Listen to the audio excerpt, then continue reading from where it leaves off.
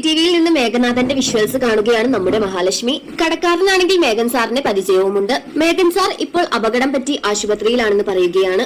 ഈ മാർക്കറ്റിന്റെ താരമാണ് മേഘൻ സാർ എന്നും ഇടയ്ക്കിടയ്ക്ക് വരാറുണ്ടെന്നും പറയുന്നു. ഇതെല്ലാം കേട്ടതോടെ തന്റെ പിറകെ നടന്ന് ശല്യം ചെയ്യുന്ന മേഘനാഥനും കണ്ണേട്ടന്റെ അമ്മാവന്റെ മകൻ മേഘനും ഒരാളാണെന്ന് നമ്മുടെ മഹാലക്ഷ്മി തിരിച്ചറിയുന്നു. പിന്നീട് ഓഫീസിലേക്ക് പോകാൻ ഭയപ്പെടുന്ന നമ്മുടെ സാഗറിനോട് മേഘനാഥൻ പറഞ്ഞു കൊടുക്കുന്നുണ്ട്, നീ പേടിക്കുന്നത് പോലെ ഒന്നും സംഭവിച്ചിട്ടുണ്ടാകില്ല. മഹാലക്ഷ്മി നിന്നെ കുറിച്ച് കണ്ണനോട് പറഞ്ഞിട്ടുണ്ടായിരുന്നെങ്കിൽ ഇപ്പോൾ കണ്ണന്റെ ആൾക്കാരെ നിന്നെ തേടി ഇവിടെ വന്നേനെ. ഒരു കുഞ്ഞിനു വേണ്ടി അവൾ നോമ്പ് നോറ്റ് കാത്തിരിക്കുന്ന സമയമാണിത്.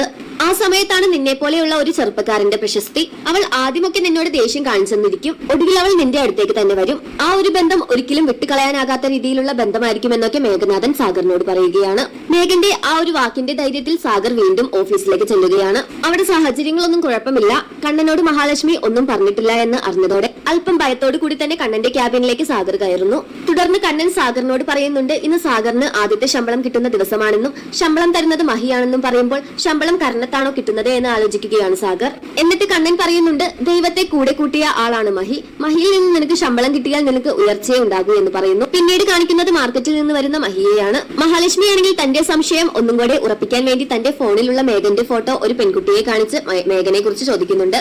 ആ പെൺകുട്ടിയിൽ നിന്ന് മേഘനെ കുറിച്ച് അറിഞ്ഞ കാര്യങ്ങൾ മഹാലക്ഷ്മിയെ കൂടുതൽ ഞെട്ടിക്കുന്നു. കമലേശ്വരത്ത് ജ്വല്ലറിയിൽ ജോലി ചെയ്യുന്ന മേഘനാഥൻ സാറാണെന്ന് ആ പെൺകുട്ടി പറയുന്നു. പിന്നീട് മേഘനെ കയ്യോടെ പിടികൂട്ടണമെന്നും അവന്റെ കള്ളത്തരം കയ്യോടെ പിടിക്കണമെന്നും മഹാലക്ഷ്മി മനസ്സിൽ വിചാരിക്കുന്നു. പിന്നീട് ഓഫീസിലെത്തുന്ന മഹാലക്ഷ്മി മേഘേട്ടനെ കാണണമെന്ന ആഗ്രഹം കണ്ണനോട് പ്രകടിപ്പിക്കുന്നുണ്ട്. നമ്മൾ പറഞ്ഞിട്ട് ചെന്നാലല്ലേ അവൻ മുങ്ങി നടക്കുന്നത്, എന്നാൽ നമുക്ക് പറയാതെ ചെല്ലാമെന്ന് കണ്ണൻ പറയുന്നു. അങ്ങനെ മഹാലക്ഷ്മിയും കണ്ണനും യാതൊരുവിധ മുന്നറിയിപ്പ് നൽകാതെ നമ്മുടെ കണ്ണന്റെ വീട്ടിലേക്ക് കയറി ചെല്ലുകയാണ്. മഹാലക്ഷ്മിയെ അപ്രതീക്ഷിതമായി അവിടെ കാണുമ്പോൾ ശരിക്കും ഞെട്ടിവിറയ്ക്കുന്നുണ്ട് നമ്മുടെ മേഘനാഥൻ. അവിടെ നിന്ന് മുങ്ങാനോ ഒളിക്കാനോ ഉള്ള സാവകാശം നമ്മുടെ മേഘന് കിട്ടുന്നില്ല. അങ്ങനെ നമ്മുടെ മേഘനാഥന്റെ സകല കള്ളത്തരങ്ങളും കണ്ണന്റെ മുന്നിൽ പൊളിച്ചെടുക്കുകയാണ് നമ്മുടെ മഹാലക്ഷ്മി.